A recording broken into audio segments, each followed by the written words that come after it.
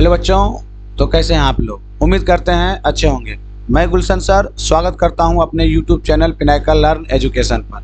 आज हम लोग बुक शुरू करने वाले हैं। उसका पोएम सेक्शन का first chapter sweetest love I don't गो हम लोग स्टार्ट करने वाले हैं, समझे। इसका हम लोग ऑब्जेक्टिव सॉल्व करेंगे। ऑब्जेक्टिव सॉल्व करने से पहले हम यहाँ पे इसके बारे में जान लेंगे, फिर ऑब्जेक्टिव सॉल्व करेंगे। तो ये चैप्टर जो है sweetest love I don't go, sweetest love I don't गो एक प्रकार का एक लव पोएम है। तो यहाँ से ऑब्जेक्टिव बनता है ये किस प्रकार का पोएम है, तो एक लव पोएम है।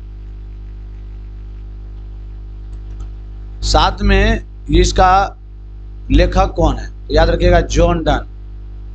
जॉन डन जी इनके लेखक हैं। साथ में पूछेगा इनका बॉर्न मतलब जन्म कब हुआ था, तो याद रखिएगा 1572 ईस्वी में। इसकी मृत्यु कब हुई थी, तो 1631 ईस्वी में। इन्होंने कविता की एक नई शैली को जन्म दिया। इन्होंने कविता को एक नई शैली को जन्म दिया। इसने कविता में लिरिकल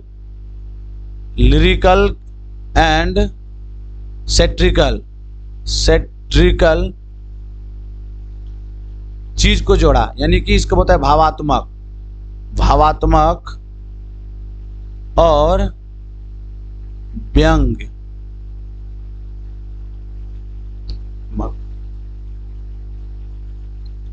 व्यंग्यात्मक चीज को जोड़ा, जिस वजह से ये प्रसिद्ध हुए मेटाफिजिकल के। मतलब एक तरह से जो ये पोएम मतलब काव्य का पोएम का नया शैली तैयार किया, उस शैली का जो नाम पड़ा उसे बोलते हैं मेटाफिजिकल।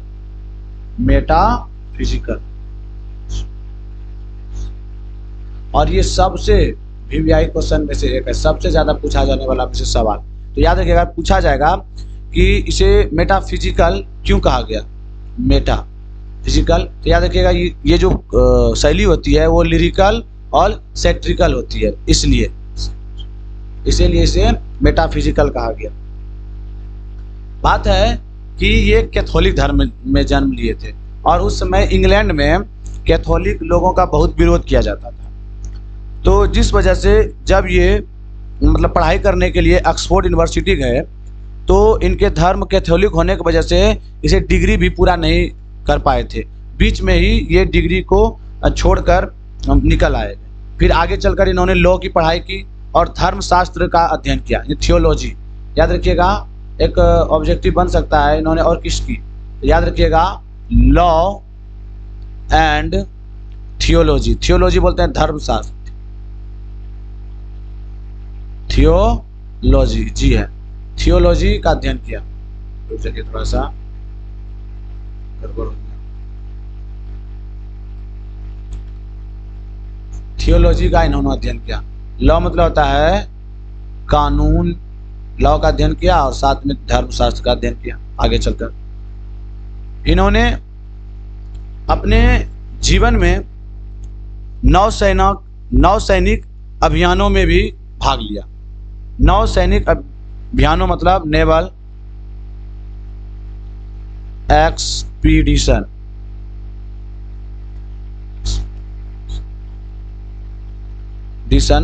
में भाग लिया, जिसको बोलते हैं नौ सैनिक अभियान।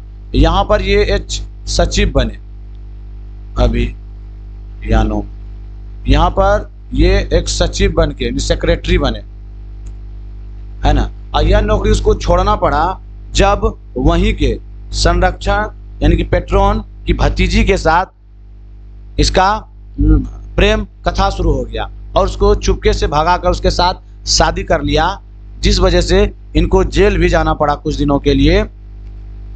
फिर यह 1615 ईस्वी में जब ये 42 वर्ष के हो गए, तो इन्होंने एंग्लिकन चर्च में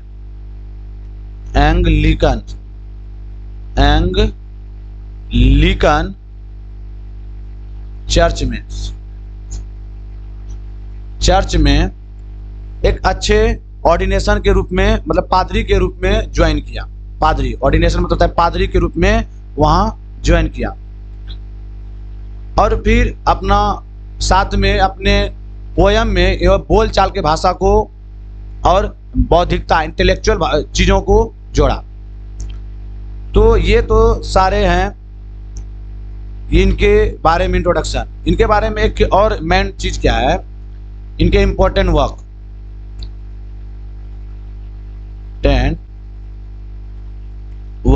इम्पोर्टेंट वर्क में है सॉन्ग्स एंड सोनेट्स। सोनेट, दूसरा है स्टेरीज, सेट्रीज,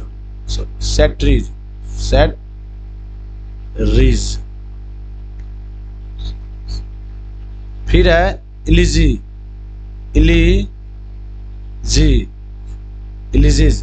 फिर है सेरमोन्स।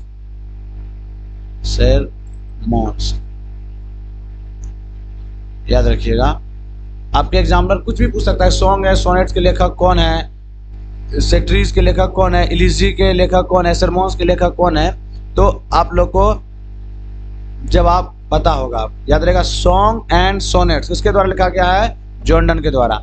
सेट्रीज किसके द्वारा लिखा गया है? जॉर्डन के द्वारा। इलीजी किसके द्वारा? जॉर्डन के द्वारा। और सरमोन्स भी जॉर्डन के द्वारा लिखा गया है।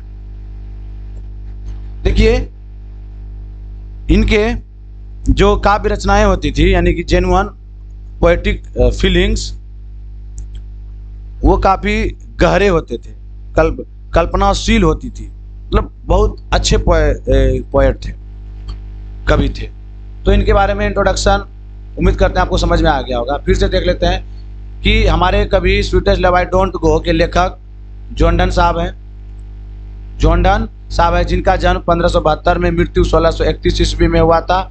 इन्होंने मतलब ये कैथोलिक परिवार में जन्म लिया था, और ये वहाँ पर जब मतलब इंग्लैंड में जब एंटी कैथोलिक हो रहा था, जिसकी वजह से इसकी शिक्षा ऑक्सफोर्ड यूनिवर्सिटी में अधूरी रह गई, इसकी डिग्री अधूरी रह गई, जिस वजह से आगे चलकर बाद लॉ और धर्मशास्त्र का ज्ञान लिया। और फिर इन्होंने नौसैनिक अभियानों में भी 2 सालों तक, कुछ दिनों तक, 2 सालों तक वहाँ पर काम किया, और वो सचिव के पद पर किया। लेकिन अभी नौकरी छोड़ना पड़ा जब वहाँ संरक्षक यानी पेट्रोन की भतीजी के साथ इसका प्रेम गाथा शुरू हो गया, और उसको भगा कर ये शादी कर ली, जिसकी वजह से इसे कुछ दिनों के लिए जेल भी जाना पड़ा था। इनकी एक प्रेमिका का नाम है एनी मोर। एनी मोर इनकी प्रेमिका का नाम है। एनी मोर इनकी प्रेमिका का नाम है। तो इस कहानी में एनी मोर को छोड़कर जॉर्डन साहब कहीं घूमने के लिए जा रहे हैं। जॉर्डन साहब कहीं घूमने जा रहे हैं, कहीं घूमने जा रहे हैं, और घूमने जा रहे हैं जर्मनी। घूमने कहाँ जा रहे हैं? जर्मनी।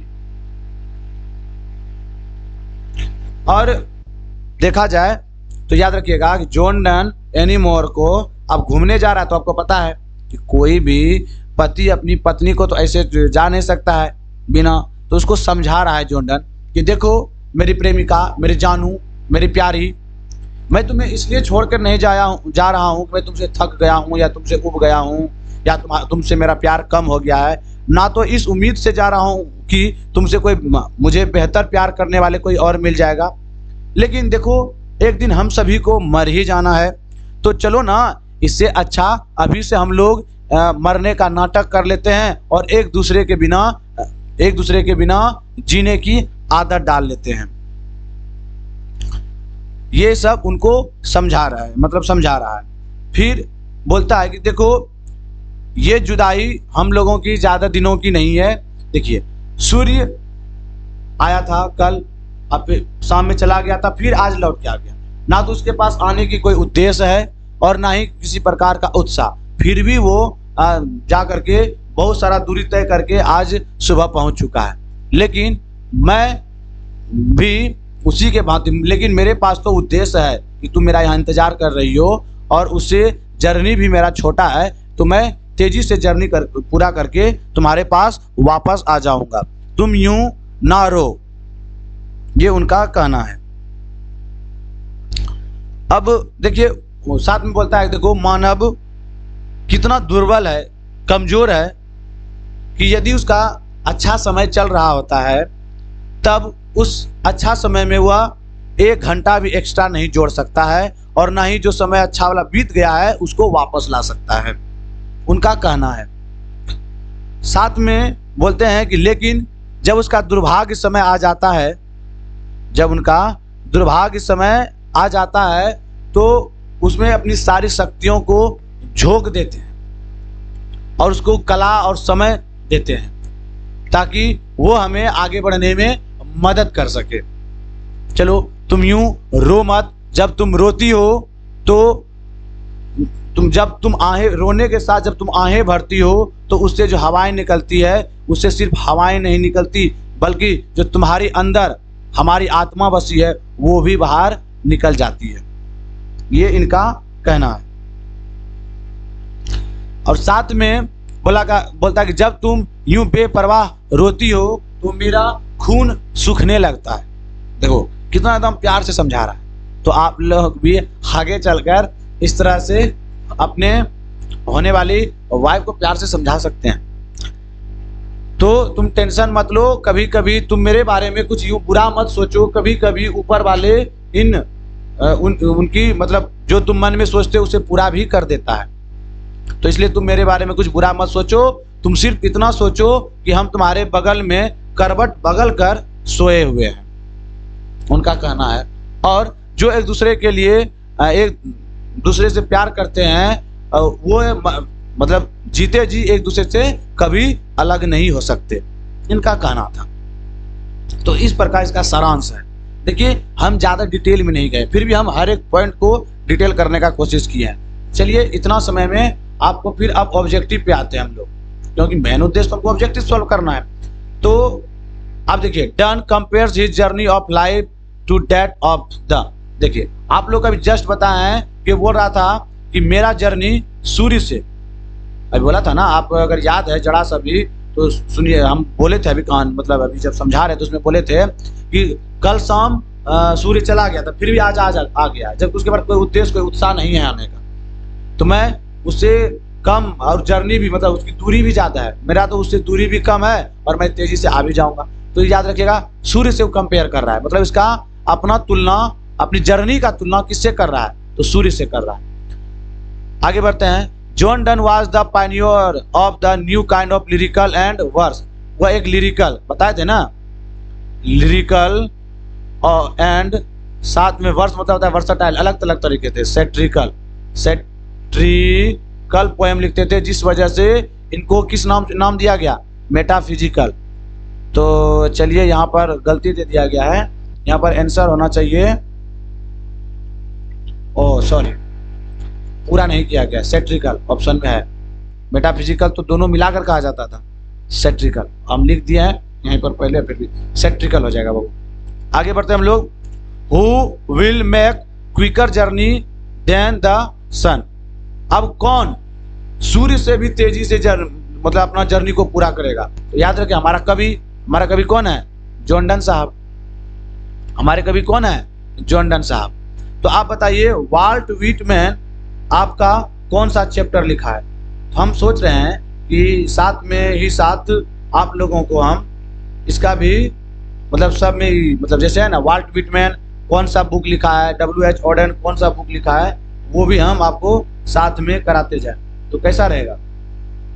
तो याद रखिएगा Walt Whitman song of myself, song of myself का मतलब हो गया बाबू कि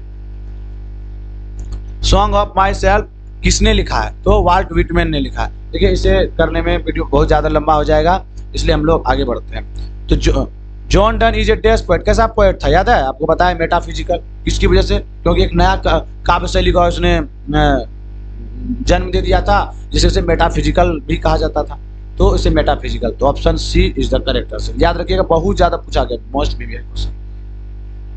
नेक्स्ट चलते हैं हम लोग। दैट दो लवेस्ट मी एज दो सेज इज फ्रॉम। तो याद रखिएगा यह लाइन पूछ रहा है कि इसका मतलब हो गया ये जो लाइन, जो पोएम का लाइन दिया गया है किस चैप्टर से लिया गया है। तो अभी चैप्टर कौन सा पढ़ा है? Sweetest love I don't go. याद रहेगा, इसका आंसर हो जाएगा D. Donne present himself in sweetest love I don't go इन। अब देखिए डन साहब जो है खुद के बारे में बात कर रहा है, तो आपको याद है यहाँ फर्स्ट पर्सन है, यहाँ सेकेंड पर्सन, आज थर्ड पर्सन, 3 पर्सन होता है।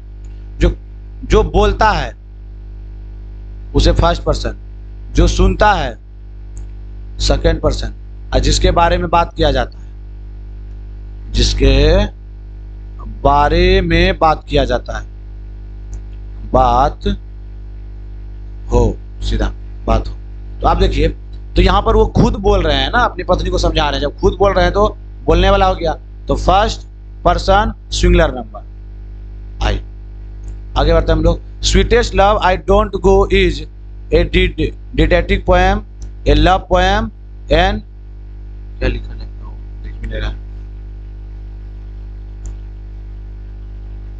Allegorical poem.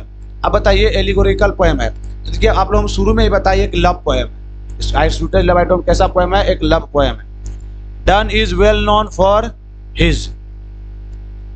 तो इनमें से डन साहब कौन सा पोएम लिखा याद है? सॉन्ग एंड सोनेट बताए थे, स्टोरीज बताए थे, sermons भी बताए थे, इसके साथ एक और लिखा है, याद कीजिए, लेजी। याद है 4 को लिखा था, ऑल ऑफ दिस। आगे बढ़ते हैं हम लोग। आगे है in the poem sweetest love I don't go, dies का मतलब क्या होता है? तो याद रखिए यहाँ पर डाइज का मतलब होता है मरना, टू डाई। डाई का मतलब हो गया मरना, मरना का सेंस दे रहा है। Sweetest love I don't go may be compared with the Shakespeare's. तो इनका जो एक सेक्स देखिए बोल रहा है स्वीटेस्ट लव आई डोंट गो, जो कंपेयर किया गया है वो किससे कंपेयर किया गया है? तो याद रखिएगा कंपेयर जो इसका किया गया है उनका जो है ना, मतलब शेक्सपियर जी एक पोएम लिखे थे जिसका नाम है the marriage of true minds, तो उन्हीं से ये लिखा गया है, समझे। और अगला आते हैं कि who has compose the poem sweetest love I don't गो। तो याद रहेगा ना, मतलब शेक्सपियर जी एक पोएम लिखे थे तो उसी तरह का poem sweetest love I don't गो है, तो इसीलिए उससे कंपेयर किया शेक्सपियर के the marriage of the true mind से। नेक्स्ट चलते हैं हम लोग कि who has compose the poem sweetest love I don't गो, मतलब कंपोज क्या है? स्वीटेस्ट लव आई डोंट गो को किसने लिखा है? तो John done. John Donne was is the pioneer of the, अब किसका दिग्गज था इसलिए मतलब होने की वजह से, तो मेटाफिजिकल की वजह से। इसमें मतलब दिग्गज, पायनियर मतलब होता है एकदम महारत हासिल था, तो lyrical, LY lyrical and satirical poem लिखने में ये महारत हासिल था, जिस वजह से इनको क्या कहा जाता था? मेटाफिजिकल कहा जाता था, पोएट्री, समझे, मतलब मेटाफिजिकल पोएट्री नाम दिया गया उसके वजह से। Sweetest love I don't go is क्या है? ए लिरिकल है, एक लिरिक नाम है, मैं लिरिकल पोएम है, तो लिरिक मतलब लिरिकल पोएम ही लिखते थे तो लिरिक है, लिरिक है, मतलब लिरिक मतलब होता है जिसे वैसा पोएम जिसे गाया जा सके उसे लिरिक बोलते हैं। Sweetest love I don't go has been addressed to, अब मतलब किसको संबोधित कर रहा था ये sweetest love I don't go? किसके लिए? तो उनके पत्नी के लिए बताया था, उसकी पत्नी का नाम क्या था? Any more. एनी मोर, और कहाँ घूमने जा रहा था? तो जर्मनी घूमने जा रहा था, पता है ना। नेक्स्ट आते हैं the occasion of the poem sweetest love I don't go is Donne's, तो कहाँ जा रहा था? तो याद रखिएगा कॉन्टिनेंटल ट्रिप में, बता दिए ना जर्मनी जा रहा था, तो जर्मनी कॉन्टिनेंटल ट्रिप हो गया, मतलब महादेश की जगह पे घूमने जा रहा था। तो आगे बढ़ते हैं हम लोग। इसमें देखिए एक कुछ वर्ड है जैसे वो योग, वेग मतलब होता है जब हम जहाज से कहीं घूमने जाते हैं तो उसको बोलते हैं वो योग, येग, वो येग। उसके बाद स्पेस टूर, स्पेस मतलब अंतरिक्ष में जब घूमने के लिए जाते हैं तो उसको बोलते हैं स्पेस टूर। नेक्स्ट बोलते हैं the poet is sweetest love I don't go is dash he is beloved. अब sweetest love I don't go क्या हुआ था? टायर्ड ऑफ नहीं हुआ था उससे, बोले थे ना शुरुआत में, बोले थे ना तो उसे थक कर जा रहा है और ना उससे उब कर जा रहा है, तो टायर्ड ऑफ हो जाएगा बाबू। John Donne is going to dash leaving his wife behind, मतलब कहाँ जा रहा है? इतना बारी बोल चुके हैं कहाँ जा रहा है, तो आप लोग तो आप बता सकते हैं कहाँ जा रहा है बताइए। जर्मनी। देखिए इसमें कुछ टायर्ड ऑफ बोलता है sweet the poet is sweetest love I don't go is dash he is beloved. देखो उसकी प्रेमिका दुखी थी, टायर्ड ऑफ नहीं थी, सॉरी, उसकी प्रेमिका दुखी थी, सैड फॉर थी, ठीक ना। जब उसको छोड़ के जा रहा था उसकी प्रेमिका दुखी थी, इसलिए उसको समझाया जा रहा था।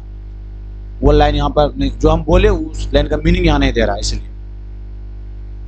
देखिए बता देते कहाँ घूमने जा रहा है, जर्मनी घूमने जा रहा है, कितना बार हम बोल दिए, देख लेते हैं। John Donne is going to, हाँ अगला, John Donne thinks that death is certain. वो जॉन डन को क्या लगता था, निश्चित मृत्यु निश्चित है, बताए थे ना, बोला था ना कि एक दिन हमको मर ही जाना है, तो उनको लगता था मृत्यु निश्चित है। डेथ, डेथ मतलब होता है मृत्यु, मृत्यु क्या है मृत्यु। John Donne wants to go away because he is not tired of his, किससे नहीं थका था, बिलव्ड, अपने प्रेमिका से नहीं थका था वो। यहां पर देखिए वो बोला होगा टायर्ड ऑफ, उसे थका नहीं था। Oh how feeble is man's power is taken from, ये वाला लाइन कहां पर लिया गया था, मैन का पावर कितना कमजोर है, हम लोग कितना दुर्बल है, कमजोर हैं कि जब हमारा अच्छा समय चल रहा है तो उसमें हम 1 घंटा भी नहीं जोड़ सकते हैं, और ना ही बीता हुआ समय अच्छे समय को ला सकते हैं। इसमें किसमें बोला गया है, तो sweetest love I don't go में। John Donne feels that a dash is very hopeless, तो जॉन डन किससे महसूस करता है कि मैन एक होपलेस है, लाचार है। मैन के बारे में, एक मनुष्य के बारे में बात किया जा रहा है। नेक्स्ट चलते हैं हम लोग 19 नंबर, मतलब सॉरी 23 नंबर पे। Dash has been described as a metaphysical poet, किसको कहा जाता था, तो याद है जॉन डन को कहा जाता था, समझे। नेक्स्ट पे देखिए, वाल्ट विटमैन किस, song of myself, song of my self, T S Elliot किसने लिखा है, टी एस इलियट लिखा है। द चैप्टर का नाम है मेकेबिटी, चैप्टर का नाम क्या है, मेकेबिटी द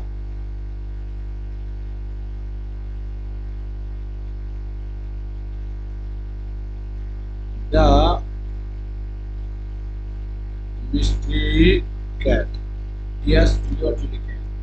जॉन कीट्स लिखे हैं ode to autumn, ode to autumn, ode to autumn. Dash wants to gladly accept death, बड़ी खुशी के साथ कौन डेथ को एक्सेप्ट कर रहे हैं, हमारे जॉन डन साहब। ये जॉन कीट्स क्या लिखा है, ओड टू ऑटम, बताइए कि सब कुछ सेम क्वेश्चन है। आगे बढ़ते हैं। John Donne had seen the sun settling the night, कौन रात को चला गया था, तो यस्टरडे बोला था ना कि कल रात चला गया था सूर्य। फिर done study law and read, देखिए उन्होंने लॉ की भी पढ़ाई की थी, साथ में थियोलॉजी, बताए थे ना, थियोलॉजी का पढ़ाई किया था, धर्मशास्त्र, तो थियोलॉजी। लास्ट क्वेश्चन आ चुके हैं हम लोग, but believe that I shall make speedier journey is taken from, ये बात बोला कि विश्वास करो मैं उससे भी तेज अपना जर्नी को पूरा करूंगा, किससे तेज, सूर्य से भी तेज, कि अपनी जर्नी को पूरा करके तुम्हारे पास लौट का आऊंगा। किसने बोला है, इसमें sweetest love I don't go, sweetest love I don't गो किनके द्वारा लिखा गया है, तो जॉन डन के द्वारा लिखा गया है। किनके द्वारा लिखा गया है, जॉन डन के द्वारा लिखा गया है। अभी तो बताइए मेकेबिटी द मिस्ट्री कैट्स, अभी आप तुरंत बताएं, तो इसको लिखा है टी एस इलियट जी,